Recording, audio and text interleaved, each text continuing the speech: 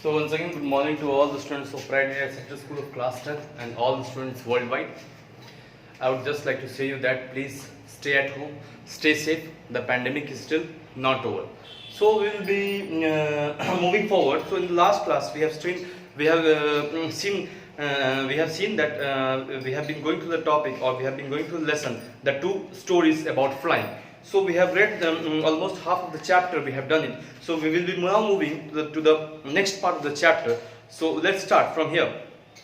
Ga ga ga, he cried, begging her to bring him some food. Gao called ah, she screamed back derisively. Okay, गा गा गा he cried. वो गा गा मतलब जिस तरह से वो रोता था, गा गा गा की तरह उसने रोया. Begging, begging मतलब क्या होता है असली, अगर इंग्लिश में नॉर्मल जाएंगे, नॉर्मल शब्द का मतलब बेगिंग मतलब क्या होता है, भीख मांगना. टू बेग है ना, भीख मांगना है ना. Begging, he cried begging her to bring him some food. लेकिन यहाँ भीख मांगना नहीं होता, यहाँ पे है कि वो बहुत रो रहा था, बहुत ही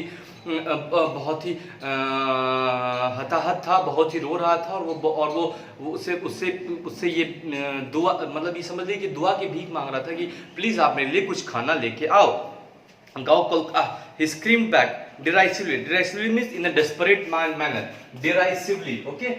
Derisively means in a desperate manner. D-E-R-I-S-I-V-E-L-Y. D-E-R-I-S-I-V-E-L-Y. Derisively मतलब in a desperate manner. In a desperate manner मतलब बुरी तरह से है ना. In a desperate manner मतलब बुरी तरह से वो रो रहा था, चिल्ला रहा था कि मुझे कुछ खाना दो. But he kept calling plaintively. Plaintively means plaintive मतलब to express sorrow. Plaintive, P-L-A-N-T-I-V-E. Plaintive, P-L-A-I-N-T-I-V. P-L-A-I-N-T-I-V. Plaintive मतलब express sorrow. To express S-O-R-R-O-W. Sorrow मतलब दुखी होना. To express sorrow. So calling plaintively, and after a minute or so, he uttered मतलब बोलना है ना. To utter मतलब to say something. Uttered a joyful scream. His mother had picked up a piece of the fish and was flying across to him with it. और तब उसने क्या देखा कि उसकी माँ जो है उसने एक मछली को पकड़ लिया है और वो मछली को पकड़ के क्या करी, वो उसकी तरफ ला रही है. He learnt about it eagerly, tapping the rock with his feet. Tapping the rock मतलब if this is the rock तो अपने पैर से ऐसे ऐसे मारना, इसको बोलते हैं tapping. If someone is standing on this and if he is hitting with his leg like this, it's called as tapping. This is called as tapping. Okay, so tapping the rock with his feet. तो अपने पैरों से वो rock पे मार रहा था. Trying to get nearer to her as she flew across. और वो भी चाहता था कि मैं जल्द से जल्द माँ के पास पहुंच जाऊं, जितनी कम दूरी हो सके हम दोनों के बीच में, और मैं जल्द से जो है उस खाने को लेके लपक लूं और खा लूं. But when she was just opposite to him, she halted. लेकिन जब वो उसकी दूसरी तरफ थी, she halted. Halted मतलब रुक जाना. Halted, H-A-L-T-E-D. Halted मतलब रुकना. To stop है ना. To stop हम बोलते हैं ना, halt होता है ना जहाँ पे ट्रेन रुकती है. halt एक नाम होता है. Something halt, ABC halt, XYZ halt मतलब वहाँ पे रुकना. Halted. Her wings motionless. Motionless मतलब हिल नहीं रहा था बिल्कुल. The piece of fish in her beak almost within reach of his beak. और जो बीक मतलब चोंच में जो फिश था, जो छोटा सा मछली था, वो ऑलमोस्ट उसके भी बीक के पास ही था. He waited a moment in surprise. और तभी वो थोड़ी देर के लिए रुका. Wondering why she did not come nearer. ये सोचते हुए कि माँ और क्यों पास नहीं आई. वो और पास आती तो मैं मैं क्या करता, फटाक से उनकी जीभ से जो है, उनके बीक से जो है अपने बीक में उस फिश को ले लेता. And then maddened by hunger. और बुरी तरह से, maddened मतलब इन्हें पागल हो गया, मतलब भूख के कारण जो है उसमें एक पागलपन सा हो गया. इसलिए ऐसा नहीं कि वो सही में पागल था, कि भूख के कारण, इतनी ज्यादा भूख थी उसको, कई दिनों से वो खाया नहीं था, इसके कारण जो है उसके अंदर बहुत ज्यादा भूख थी. वो भूख से पागल हो चुका था कि मुझे झट से कुछ खाने को मिल जाए, मैं खा लूंगा. He dived at the fish. और उसने क्या, dive मतलब झपटा है ना. dived at the fish with a loud scream मतलब जोर से आवाज आना. scream मतलब आवाज आना, जोर से. loud scream मतलब आवाज आना. He fell outward and downward into space. और वो क्या हुआ, वो छोटी सी जगह में, जहाँ स्पेस मतलब जहाँ पे जगह बना हो, वहां पे वो गिर गया. Then a monstrous terror seized him and his heart stood still. Monstrous मतलब बहुत ही humongous, huge. monstrous terror है ना, बहुत humongous, बहुत huge. terror seized him. वो उसे लगा. And his heart stood still. और वो डरा सहमा सा हो गया. ही कुड हियर नथिंग, वो कुछ नहीं सुन पा रहा था, but it only lasted a minute, लेकिन वो थोड़ी देर के लिए था। The next moment he felt his wings spread outward, और फिर से वो अपनी विंग्स को, अपने पंखों को लहराने लगा।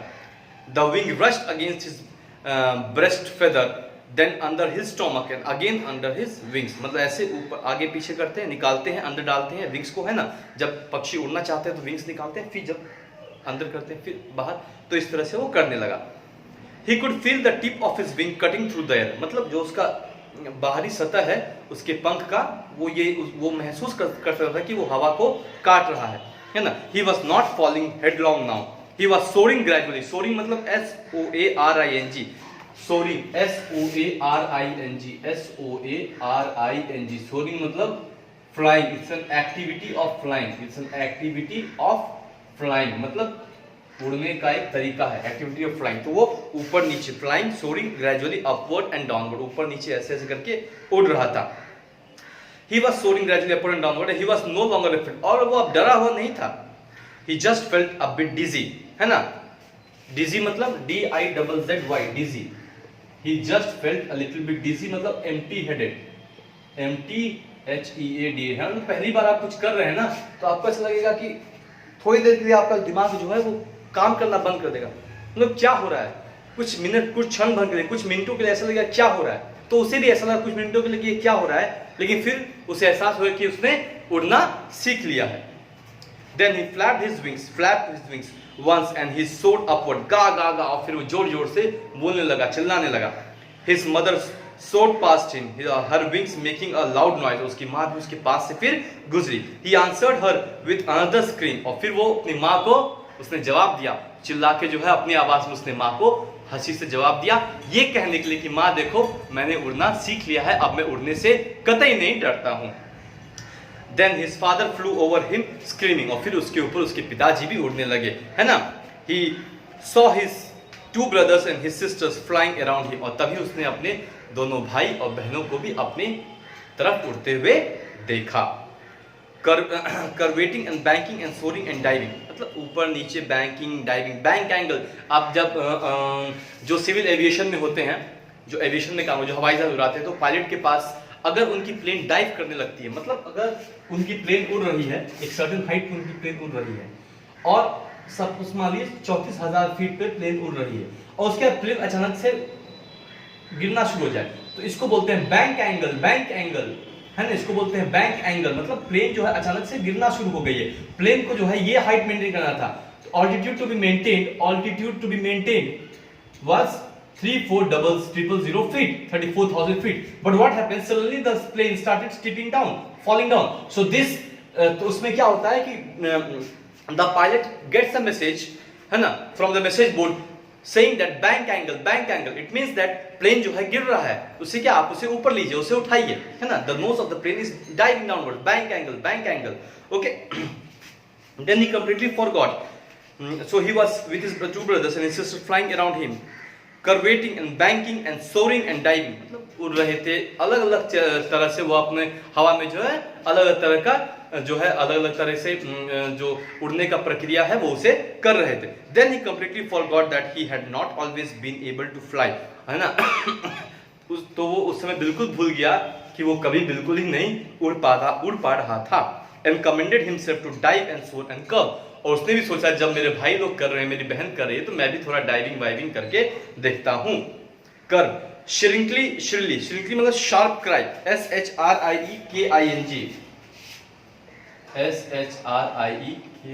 SHRIEKING, सॉरी, मतलब शार्प क्राई,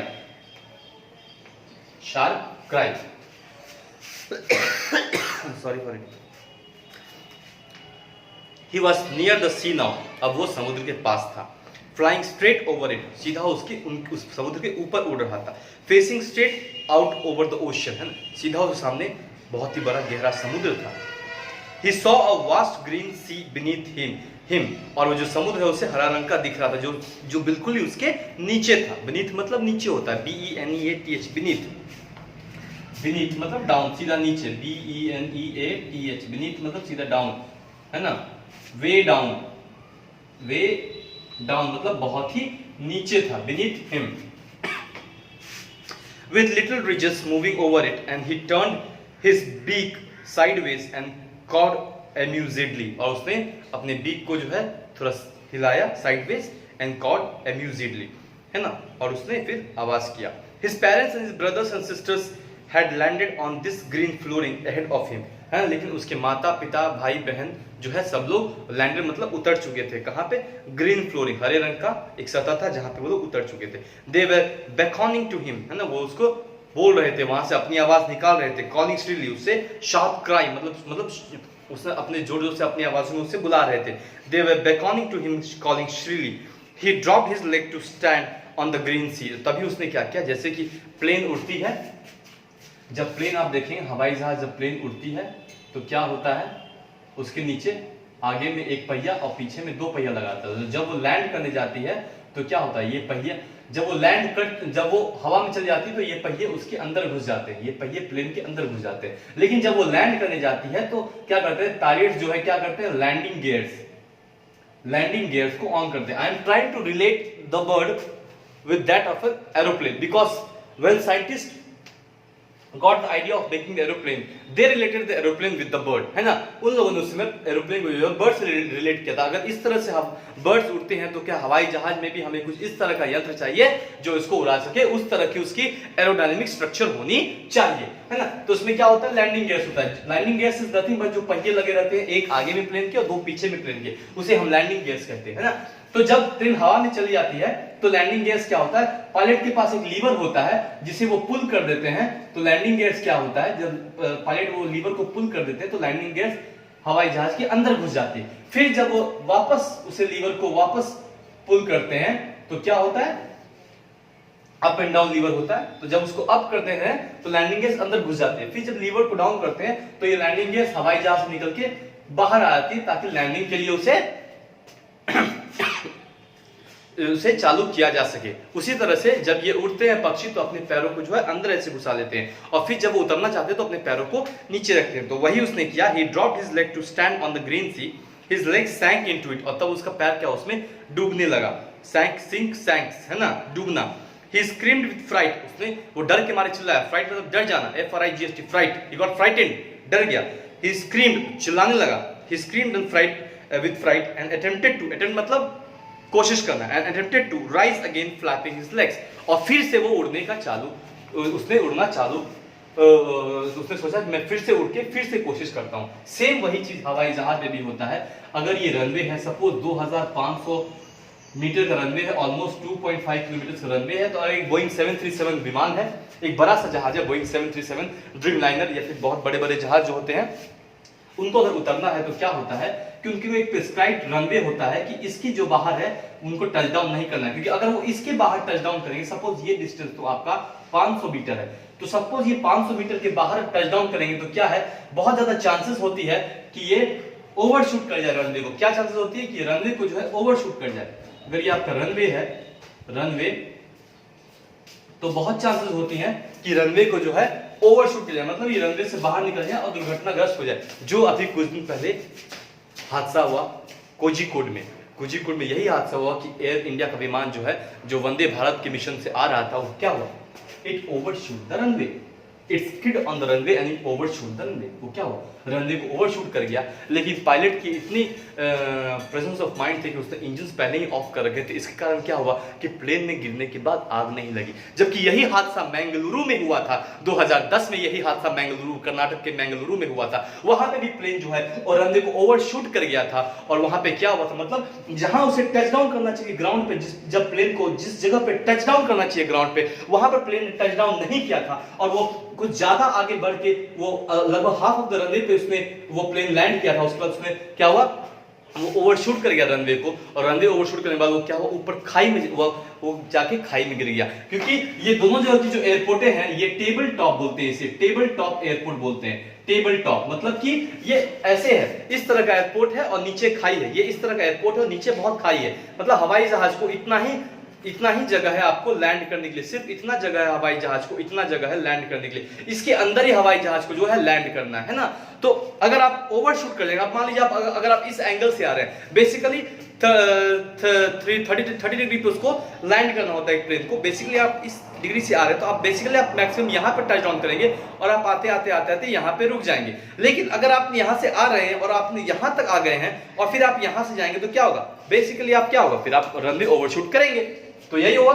तो वहां यहाँ पे भी कोझिकोड में भी यही हुआ और आपको बेंगलुरु में भी यही हुआ था उस समय कि ओवरशूट कर गए थे रनवे को और प्लेन हादसा हुआ। लेकिन वहां पे जो है पायलट्स ने इंजन ऑफ नहीं किया था प्लेन का, इसलिए वहां पे हादसा होने के बाद प्लेन में आग लग गई थी। यहाँ पे जबकि 190 पैसेंजर सवार थे जिसमें से कि सिर्फ 18 लोगों की मौत हुई है, 18 आर डेड। सिर्फ 18 लोगों की मौत हुई है, सिर्फ 18 लोगों की इसमें मौत हुई, इसमें पायलट और को पायलट दोनों ही मर गए हैं, है ना। और लोगों की मौत हुई है, कुछ लोगों की, बल्कि और सभी लोग बच गए हैं। ये इसलिए क्योंकि प्रेजेंस ऑफ माइंड था पायलट का, है ना। अब डीजीसीए जो है director general of civil aviation, वो अब इसकी जांच करेगा। प्लेन में जो है 2 बॉक्सेस होते हैं, एक ब्लैक बॉक्स होता है जो कि रिकॉर्ड करता रहता है क्या क्या बातचीत हुई है, उसको उन्होंने डिराइव किया। एक और दूसरा होता है एक कॉकपिट वॉइस रिकॉर्डर। तो दोनों उन्होंने निकाल लिया है। अब दोनों से उन लोग से डाटा रिट्राइव करेंगे, उसको रीड करेंगे क्या क्या प्रॉब्लम हुई थी, किस कारण से जो है हवाई जहाज जो है प्लेन जो है दुर्घटनाग्रस्त हुआ। ठीक है, तो मैं आपको इससे बस रिलेट कर रहा हूँ, इस चीज से, इस बर्ड को मैं आपको रिलेट कर रहा हूँ और कुछ नहीं। ठीक है, so his legs sank into it, he screamed with fright and attempted to rise again flapping his wings, but he was tired and weak with hunger and he could not rise। लेकिन वो भूखा था, कई दिनों से खाया नहीं था, इसलिए वो क्या हुआ, वो अपने आप को वापस से ऊपर उठा नहीं पाया। Exhausted by the strange exercise, है ना, क्योंकि ये उसके लिए पहला बार था और पहली बार उसने उड़ना सीखा था, कुछ डाइव मारना भी उसने कोशिश किया था, तो ये बहुत पहली बार था उसके लिए, जीवन में उसने पहली बार ऐसा कभी कुछ किया नहीं था, तो इसके लिए बहुत ही नया एक्सरसाइज था। और पहली बार कोई काम कोई मनुष्य करता है तो उसमें परेशानियां आती ही आती हैं, उसमें थोड़ी दिक्कतें आती हैं, है ना। तो लेकिन धीरे धीरे जो है वो उस काम को करने से क्या होता है, वो उससे बिल्कुल अवगत हो जाता है और फिर वो उस काम को आसानी से कर लेता है। यही इसके भी साथ हो रहा था। His feet sank into the green sea and then his belly touched it, है ना। His feet मतलब पहले उसकी पैर जो है वो उसमें डूबा हल्का सा, और फिर his belly मतलब जो उसका निचला हिस्सा है, जैसे पक्षी है तो ये जो हिस्सा है इसको बेली बोलते हैं, ये जो निचले वाला हिस्सा है ये जो है, ये इसको हम क्या बोलते हैं, बेली बोलते हैं, इसको हम बोलते हैं बेली। निचला हिस्सा जैसे प्लेन है तो उसका क्या है, ये अगर मान लीजिए ऐसे प्लेन है तो ये अगर उसका ऊपरी हिस्सा है और फिर यहाँ पे ऐसे विंग्स लगे रहते हैं, तो ये जो हिस्सा है निचली, इसे हम बोलते हैं बेली। तो फिर उसका क्या, उसका बेली उसमें छुआ, एंड ही सैंक नो फर्दर, और फिर उसके बाद वो आगे नहीं डूबा, बस उसका पैर और उसकी बेली जो है यहाँ पे वो हल्की सी डूबी और उसके आगे वो नहीं डूबा। He was floating on it, वो उस पे तैर रहा था। फ्लोटिंग, FLOATING, फ्लोटिंग मतलब वो उस पे तैर रहा था। And round him his family was screaming, और उसके माँ बाप जो हैं, भाई बहन जो है वो जोर जोर से हल्ला करते, चिल्ला रहे, उन्हें डर था, भय था कहीं ये डूब ना जाए। Praising him and their beaks were offering him scraps of dogfish, है ना। और फिर जब उन्होंने देखा कि ये डूबना बंद हो गया, सिर्फ इसके पैर और इसकी जो बेली, जो नीचे का पोर्शन है उसके बॉडी का सिर्फ उतना ही पानी में है, तो वो लोग उसे फिर शाबाशी देने लगे और कहने लगे कि बेटा तुमने तो, ये बेटा या बेटी जो भी हो, तुमने तो उड़ना सीख लिया है, तुमने बहुत ही बहादुरी का काम किया है, तुमने उड़ना सीख लिया। और उसे फिर अपने चोंच से तोड़ तोड़ के मछली के छोटे छोटे दाने उसे देने लगे।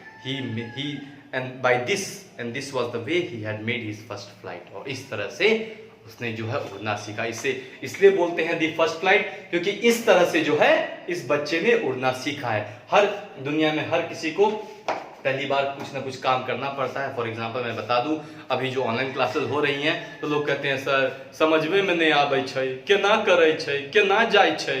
तो ये पहली बार हो रहा है और दुनिया में करीब 20 करोड़ से ज्यादा छात्र इसको ऐसे ही पढ़ रहे हैं। तो पहली बार, बहुत छात्र के लिए पहली बार ही है ना। भले शहरों में ये हुआ करता था, लेकिन जो गांव में रहते हैं या फिर जो कस्बों में रहते हैं उनके लिए पहली बार है। तो जब पहली बार कुछ होगा तो थोड़ी दिक्कतें आएंगी उसमें, है ना। तो लेकिन आप अगर उसे निरंतर करते रहेंगे तो आप धीरे धीरे उसे समझ पाएंगे। अब यहाँ पे बात ये आती है कि कुछ बच्चों ने कहा कि सर आप गूगल मीट पे क्लास लेते हैं, उसमें क्या होता है कि आपकी कुछ आवाजें हम तक पहुंचती है, कुछ आवाजें हम तक नहीं पहुंचती है, कभी वीडियोस आता है, कभी आपका वीडियो जो है मुझे व्हाइट बोर्ड नहीं दिखता है, कुछ चीजें मैं बीच में छूट जाती हैं और डिस्टॉर्शन बहुत होता है उसमें। तो मैंने बोला ठीक है चलो मैं ऑनलाइन वीडियोस बना के डाल दूंगा। इसमें कुछ बच्चे बोलते हैं सर जो आप बोलते हैं हमको समझ में नहीं आता है। तो मैंने बोला भाई ठेठी मुझे आती नहीं है, केना करे छी, केना जाय छी, और क्या क्या जो बोलते हो तुम लोग, मैं साफ साफ हिंदी बोलता हूँ और इंग्लिश तुम्हें बोलता हूँ, तो मैं इंग्लिश को हिंदी में भी बोल देता हूँ, तो इसमें और कहाँ परेशानी होनी चाहिए? मुझे लगता नहीं कहीं परेशानी होनी चाहिए। और अगर तुम्हें कहीं परेशानी भी है तो यू नोट इट डाउन, तुम उसे लिखो और मुझे बताओ, है ना। यू हैव स्कूल का व्हाट्सएप ग्रुप है, तुम वहां पे डालो कि सर मुझे ये समझ में नहीं आया, ये पोर्शन इसका समझ में नहीं आया, ये पंक्तियां मुझे समझ में नहीं आया, आप मुझे इसे कृपया करके फिर से बता दीजिए। सिंपल सी बात है। लेकिन नहीं हो नहीं केना कर बे, ये सब बेकार के एक्सक्यूजेस हैं जो कि बिल्कुल मान्य नहीं है। इसलिए तो बच्चों, I think this chapter is the first portion of this chapter is over, है ना, इस first flight. So basically we will now move on to the next portion. So इसके जो है आप इस चैप्टर को थॉरोली पढ़ेंगे, इसका समरी बनाएंगे, है ना। इस चैप्टर को आप थॉरोली पढ़ेंगे, इसका समरी बनाएंगे, और ये आपकी नोट्स कॉपी में होना चाहिए। समरी जो है आपका, इसका बोथ हिंदी और इंग्लिश दोनों में ये समरी होना चाहिए। मतलब आप इसे प्रिसाइज करके, छोटा करके, जो आप इस चैप्टर को पढ़ेंगे और फिर क्या आप इसे समझे हैं उसे छोटा करके लिखेंगे, उसी चीज को फिर हिंदी में लिखेंगे, है ना। और फिर वो आपको चैप्टर आपके जहन में होनी चाहिए, क्योंकि जो क्वेश्चन आंसर्स आएंगे आपके सीबीएसई बोर्ड में, वो बुक्स के अंदर से आएंगे, कोई बुक्स के पीछे से नहीं, जैसे कि दूसरी या तीसरी क्लास के बच्चों को पूछा जाता है। इसका मतलब ये नहीं कि आप पीछे वाले क्वेश्चन आंसर्स नहीं करेंगे, आप पीछे वाले क्वेश्चन आंसर्स भी होमवर्क के तौर पे करेंगे और बुक को भी ठीक से पढ़ेंगे, और फिर जब हम आएंगे यहाँ पे स्कूल में तो फिर हम इस पे डिस्कस और ज्यादा करेंगे। तो this is again I would like to say to all of you, kindly stay home, stay safe. I am Engineer Kumar Harshvardhan, and I am teaching you on behalf of Pride University School Rajdham, Mahenskut, है ना। So kindly take care of yourself and of your family, and if you have any doubts, you can kindly text me in the school group. Thank you so much for listening to me patiently. Have a nice day ahead.